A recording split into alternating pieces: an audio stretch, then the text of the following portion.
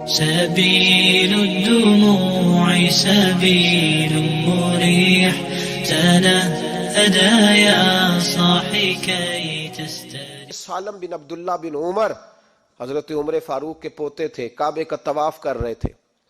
طواف مکمل ہوا، 8واں استلام کر کے مقام ابراہیم کے پاس نماز پڑھنے لگے تو خلیفہ وقت کا آ گیا، گورنر.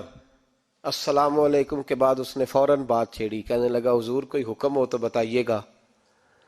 تو آپ کہنے لگے تو بڑا ہی بیوقوف ہے یار، تجھے کس نے گورنر بنایا؟ بڑا تو بیوقوف ہے، تجھے تو سلیقہ ہی نہیں بات کرنے کا. حضور کیا ہوا؟ فرمانے لگے خدا کے گھر میں آ کے اور کعبے کے سامنے کھڑے ہو کے میں بندوں سے سوال کروں، یہاں آ کے بھی بندوں سے مانگوں، تو بڑا ہی بیوقوف ہے. سامنے اس کا گھر ہے، سامنے اس کا گھر ہے بیت اللہ اور حجر اسود اور مقام ابراہیم اور مقام ملتزم، اور یہاں بھی میں بندوں سے مانگوں. کہتا ہے مجھے بھی کبھی کسی نے ڈانٹا نہیں تھا، میرے بھی پیروں تک پسینہ نکل گیا. تو میں مسجد الحرام سے باہر نکل کے، یوں سمجھ لیں کہ جب لوگ باب عبدالعزیز سے یا باب فہد سے باہر آ جاتے ہیں، کہتے ہیں باہر نکل کے نا میں کھڑا ہو گیا. میں نے کہا چلو فارغ ہو کے آتے ہیں تو بات کرتا ہوں. حضرت فارغ ہو کے آئے تو میں نے کہا حضور اب تو بیت اللہ سامنے نہیں، اب بھی کوئی سوال کرے. تو فرمانے لگے اچھا ضروری ہے؟ کہا حضور ضروری ہے. تو فرمانے لگے چل پہلے بتا تجھ سے دین مانگوں کہ دنیا مانگوں، بول. تو کہنے لگا حضور میرے پاس تو دنیا ہی ہے، دین تو آپ کے پاس ہے.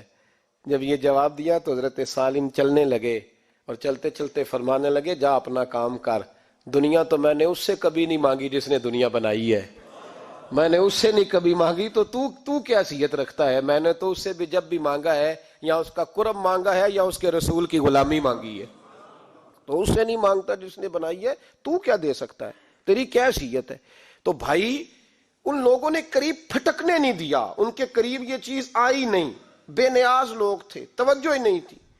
حضرت محبوب سبحانی غوث اعظم شیخ عبد القادر جیلانی رضی اللہ تعالیٰ عنہ، آپ ایک کاروبار بھی کرتے تھے تو آپ کا کچھ مال آ رہا تھا جہاز کے ذریعے. ایک بندے نے خبر دی کان میں حضور جہاز ڈوب گیا. فرمانے لگے الحمدللہ الحمدللہ.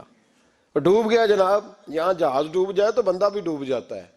کہتے ہیں صاحب انتقال کر گئے، 10 لاکھ کا نقصان ہو گیا تھا، مال ڈوب گیا پورا جہاز ہی. فرمایا الحمدللہ، اور تم نے جلدی کی خبر دینے میں سبق پڑھا رہا تھا، کیوں مجھے دخل اندازی دی تم نے میرے کام میں، کیوں دخل اندازی کی؟ سب الحمدللہ. تھوڑی دیر کے بعد اس نے پھر کان میں کہا حضور وہ غلط خبر تھی، جہاز بچ گیا. فرمانے لگے الحمدللہ. پھر شاگردوں سے کہنے لگے میرا چہرہ دیکھ رہے تھے پہلی خبر کے بعد بھی، اس خبر کے بعد بھی؟ کہا حضور دیکھ رہے تھے. فرمایا کوئی تبدیلی تو نہیں آئی؟ کہا حضور نہیں. فرمانے لگے شکر الحمدللہ، رب نے میرا دل دولت سے نہیں جوڑا، اپنی ذات کے ساتھ جوڑ کے رکھا ہوا ہے.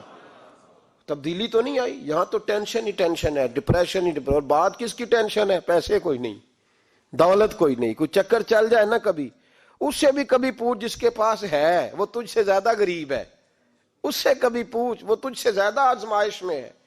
غریب شہر تو فاقوں سے مر گیا لیکن امیر شہر نے ہیرے سے خودکشی کر لی، اس کو بھی تو پوچھ اس کا کیا حال ہے. دانش منداں دا کم نہیں، دل دنیا نہ لانا، اس ووٹی کئی خامد کیتے تے جو کیتا سو کھانا. یہ تو کام ہے اس کا. بڑے آئے بڑے چلے گئے، بڑے آئے بڑے نکل گئے، توجہ ہی نہیں، مزاج ہی نہیں. حضرت مولا علی شیر خدا، علی المرتضی، امام الاولیاء، صاحب صدق و صفا، داماد مصطفیٰ صلی اللہ علیہ وسلم، اسد اللہ حضرت علی شیر خدا رضی اللہ تعالیٰ عنہ کوفے کے چوک میں کھڑے تھے تو کہہ رہے تھے یار میری نا طامت پرانی ہو گئی ہے، یہ میں نے زرہ بیچنی ہے، کوئی بندہ مجھ سے خرید لو تاکہ میں نئی طامت لے لوں. تو ایک بندہ کان میں کہنے لگا حضور طامت کے پیسے بھی نہیں. فرمانے لگے پیسوں کو چھوڑ، علی کا سینہ دیکھ، اللہ نے ایمان کی دولت سے بھرا ہوا ہے. پیسے اہمیت نہیں رکھتے، ان کی وہ اہمیت نہیں جو دنیا نے بنا لی ہے. فرمایا ضرورت نہیں تھی، اب ذرا احساس ہوا ہے کہ زیادہ ہی پھٹ گیا ہے، پردہ نہیں صحیح طرح پورا کرتا، تو میں نے کہا چلو زیرہ بیچ کے نیا لے لے. ضرورت نہیں، مزاج نہیں، طبیعت نہیں، انہوں نے ماحول نہیں بنایا. ہمارے تو حد ہو گئی، اتنا بری حالت ہے کہ ناقابل برداشت. حضرت عمر فاروق رضی اللہ تعالیٰ عنہ صحابہ نے مسجد نبوی میں بیٹھ کے میٹنگ کی. عمر کی تنخواہ بڑی تھوڑی ہے مال غنیمت میں سے، اب تو عمر کے پوتے بھی ہیں، نواسے بھی ہیں، رشتہ داریاں بھی ہیں، تعلق بڑھ گئے ہیں، اور عمر فاروق بوڑھے بھی ہو گئے۔ میٹنگ ہوئی مسجد میں، اس طرح کریں کہ عمر کا کچھ تھوڑا سا نا مشاعرہ، کچھ تنخواہ، کچھ خدمت، کچھ وظیفہ بڑھا دیں۔ بات طے ہو گئی، جب مکمل ہو گئی تو کہنے لگے یہ بتاؤ شیر سے بات کس نے کرنی ہے؟ ادھر جائے گا کون؟ پہلے اس کا نام تو بتاؤ، وہاں جائے گا کون؟ تو انہوں نے کہا یہ تو ہم نے سوچا ہی نہیں، بات تو بڑی تگڑی ہے، عمر سے کون بات کرے گا؟ یہاں جتنا مرضی تگڑا پیر ہو، آپ نذرانہ لے کے جائیں، مسئلہ ہی کوئی نہیں۔ کبھی کسی کو کہنا پڑا ہے؟ تو کہتے ہیں جناب کون بات کرے گا؟ تو ایک صحابی کہنے لگے کہ حضرت عمر رضی اللہ تعالیٰ عنہ کی جو صاحبزادی ہیں نا، حضرت حفصہ رضی اللہ تعالیٰ عنہ، وہ ام المومنین بھی ہیں، حضور علیہ السلام کی زوجہ ہیں، مومنوں کی ماں ہیں، ان سے کہتے ہیں، اور ان کے والد بھی ہیں۔ تو حضرت حفصہ سے کہا تو جناب حفصہ چل کے گئیں حضرت عمر کے پاس، جا کے کہا ابا جی ایک بات کرنی تھی۔ انہوں نے کہا بیٹے کرو، تو ان کو بھی پتا تھا نا جاہو جلال کا۔ کہنے لگے ابا جی مسجد نبوی میں صحابہ کی میٹنگ ہوئی ہے، ایک ہی محلے میں ایک ہی شہر میں لوگ رہتے ہیں تو ایک دوسروں کی خرچوں کا ضروریات کا پتہ ہے۔ کہتی ہے میں نے پس منظر سارا کر کے بات کی، میں نے کہا سب کو پتہ ہے کہ آپ کے خرچے بڑے بڑھ گئے ہیں، تو مجھے نا انہوں نے حضور کی زوجہ سمجھ کے، قابل احترام سمجھ کے میری ذمہ لگایا ہے کہ تھوڑے سے پیسے آپ کے بڑھانے ہیں۔ تو حضرت عمر فاروق رضی اللہ تعالیٰ عنہ کی صاحبزادی کہتے ہیں عمر کو اتنا جلال آیا کہ اٹھ کے کھڑے ہو گئے، کہنے لگے حفصہ ان لوگوں کے نام بتا، میں انہیں دروں سے ماروں گا، اور اس طرح ماروں گا کہ ان کی کمر پہ نشان پڑے، ان کی کمروں پہ نشان پڑے، اس انداز میں درے ماروں گا کہ مجھے زخم نظر آئے۔ کہا ابا جی اتنا جلال کس بات کا، سادی سی بات ہے۔ تو سیدنا عمر فاروق رو پڑے، کہنے لگے سادی سی بات ہے، میرے لیے مسجد نبوی میں بیٹھ کر میٹنگ ہوتی رہی کہ عمر کو دولت دینی ہے، لوگوں نے یہ مجھے سمجھ لیا ہے، مسجد نبوی میں بیٹھ کر میرے لیے یہ میٹنگ ہوتی رہی کہ عمر کو پیسے دینے ہیں، اس کو دولت کے ساتھ ہم نے نواز رہے، مسجد نبوی میں میرے لیے کس کو یہ جرت ہوئی؟ فرمایا حفصہ کاش کہ تو میرے پاس پیغام لے کے نہ آتی، کوئی اور آتا اور پھر میں اسے دروں سے مارتا۔ حضرت حفصہ کہتی ہے میں خاموش ہوئی تو میری طرف دیکھ کے فرمانے لگے بتا نا، تو نبی پاک کے گھر میں رہتی تھی، میرے مصطفیٰ کا طریقہ کیا تھا، کرنا بات اس طریقے پہ میرے ساتھ گفتگو کر۔ تو حضرت حفصہ کہتی میں رو پڑی، میں نے کہا ابا جی غلطی ہو گئی، آئندہ نہیں کروں گی۔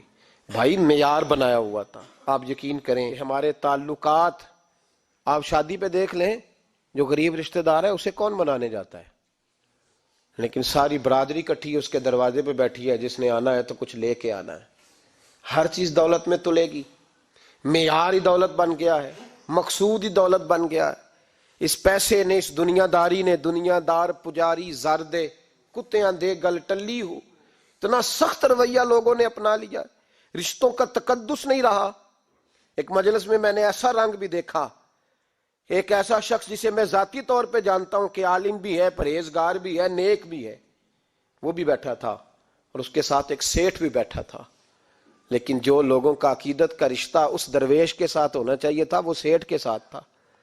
تو میں غور کر رہا تھا کہ یار قوم کا ذہن کس طرح کا ہو گیا، صرف اس کے ہاتھ میں پیسے، صرف دولت مند ہے، اس آدمی کی درویشی بھی گئی، علم بھی گیا، تقوی بھی گیا، صرف پیسے ہیں نہیں ہے اس کے پاس، تو وہ کونے میں لگا ہوا ہے اور اس سے لوگ بچ بچ کے سلام۔ اور میں کہا کرتا ہوں عقیدت کا پتہ چلتا ہی تب ہے جب اجتماع ہوتا ہے، اکیلے درویش بیٹھے ہیں تو سب جھک کے سلام لیتے ہیں، اور جب وہ 2 MNA کے بیچ، 3 MPA کے بیچ، 5-7 سیٹھوں کے بیچ بیٹھے گا پھر تیری عقیدت کا پتہ چلے گا، پھر پتہ چلے گا تیرا اللہ کے بندے سے رشتہ کس طرح کا ہے اور دولت کے بندے کے ساتھ رشتہ کس طرح کا۔